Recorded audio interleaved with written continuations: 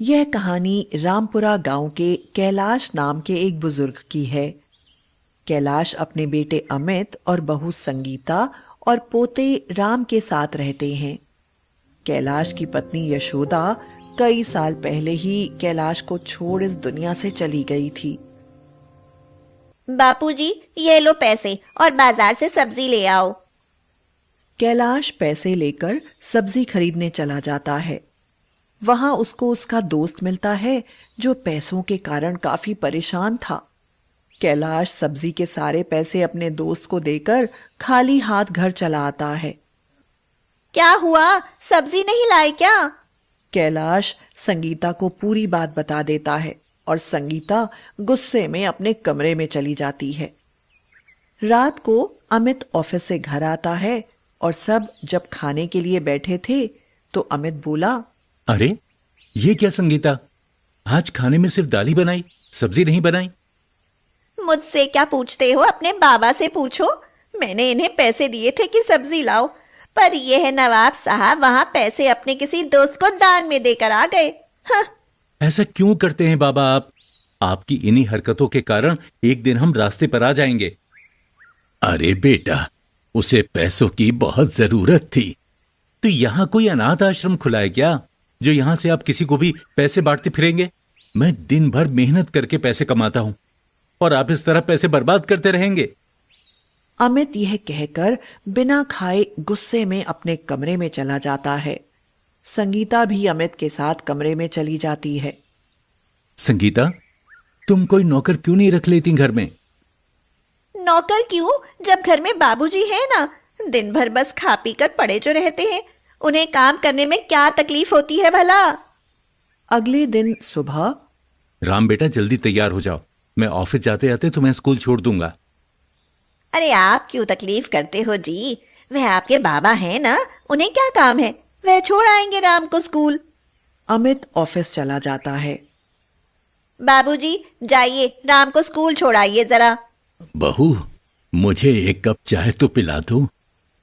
पहले राम को स्कूल तो छोड़ाओ, फिर अपने हाथ से बनाकर पी लेना चाय। हाँ।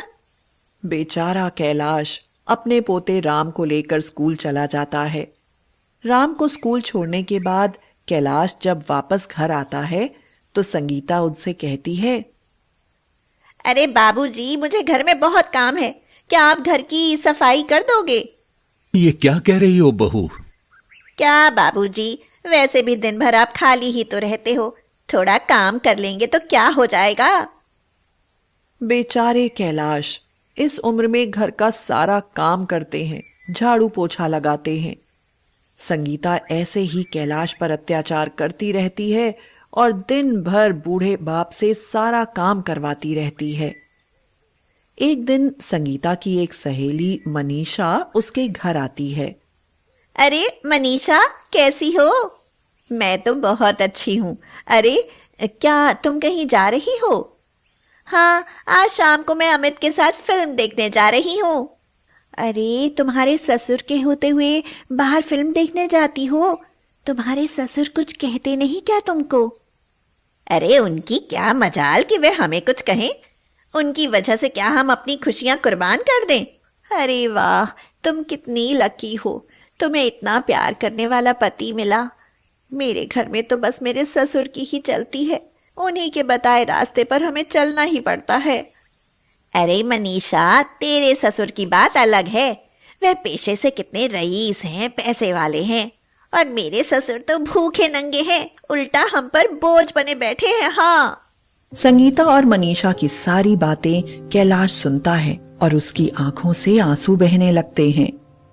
अरे ओ बाबूजी, आपको दिखाई नहीं देता क्या घर में मेहमान आए हैं? जाओ हमारे लिए चाय बना कर ले आओ। कैलाश बूढ़े बदन से हल्के हल्के पांव लिए किचन में जाकर चाय बनाते हैं। मनीषा चाय पीकर वहां से चली जाती है। अरे ओ बाबूजी, कहाँ मर गए? यह लो पैसे और बाजार से सामान ले आओ। और हाँ, पिछली बार की तरह पैसे किसी को दान मत दे देना, वरना घर में आने नहीं दूंगी। हाँ। बहू, मुझे थोड़े पैसे और दे दो, मैं डॉक्टर के पास भी जाने वाला हूँ, मेरी तबीयत खराब है। बहाने मत बनाओ, दिन भर खा पी कर पड़े रहेंगे तो हाथ पैर दुखेंगे ही ना। थोड़ा काम करो तो शरीर अच्छा रहेगा। बेचारे कैलाश दिन भर काम करने के बाद थके हारे बाजार चले जाते हैं। बाजार से आते वक्त रास्ते में कैलाश को बुखार के कारण चक्कर आ जाते हैं और वह बेहोश हो जाते हैं। इधर घर में फोन आता है कि कैलाश गिरकर बेहोश हो गए हैं। सब बहाने बना रहे हैं, कामचोर बाबूजी। हाँ, यह कहकर संगीता फोन काट देती है। रात को अमित ऑफिस से घर आता है। उसी वक्त कैलाश को 2 लोग घर छोड़ने आते हैं। अरे पापा, ये क्या हुआ? वो बेटा, मुझे चक्कर आ गए थे। अरे अमित, इन्हें काम वाम तो करना नहीं है तो बहाने बनाकर आ गए कि चक्कर आ गए मुझे।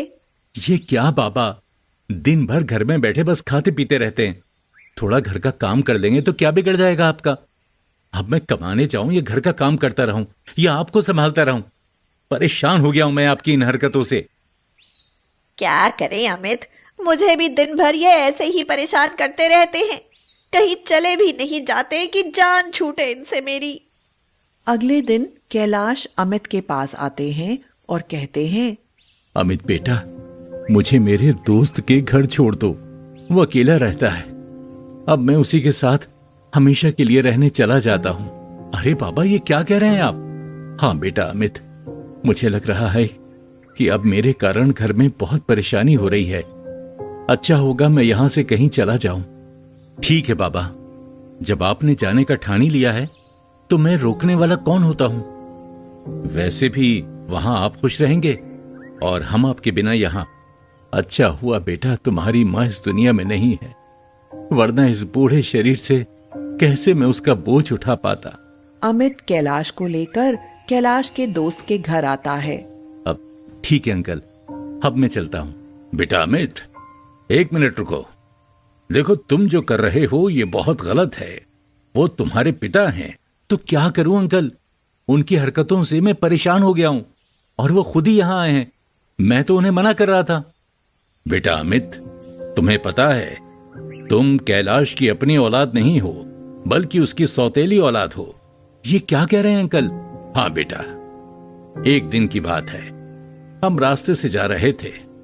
तभी रास्ते में हमने एक छोटे बच्चे को भीख मांगते हुए देखा।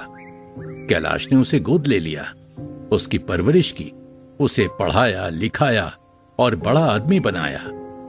और वो बड़ा आदमी तुम हो बेटा। अमित यह सुनकर शौक में आ जाता है और उसे बहुत रोना आता है। वह अपने बाबा के पास जाकर माफी मांगता है और गिड़गिड़ाता है, पर कैलाश उसे माफ नहीं करते। अमित वापस अपने घर रोते रोते आता है। क्या हुआ जी, क्यों रो रहे हो? अमित संगीता को सारी बात बताता है। संगीता यह सुनकर रोने लगती है।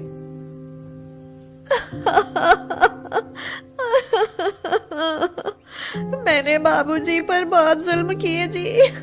भगवान भी मुझे कभी माफ नहीं करेगा। दोनों दौड़ते दौड़ते अपने बाबा के पास जाते हैं और कैलाश के पैर पकड़कर माफी मांगते हैं।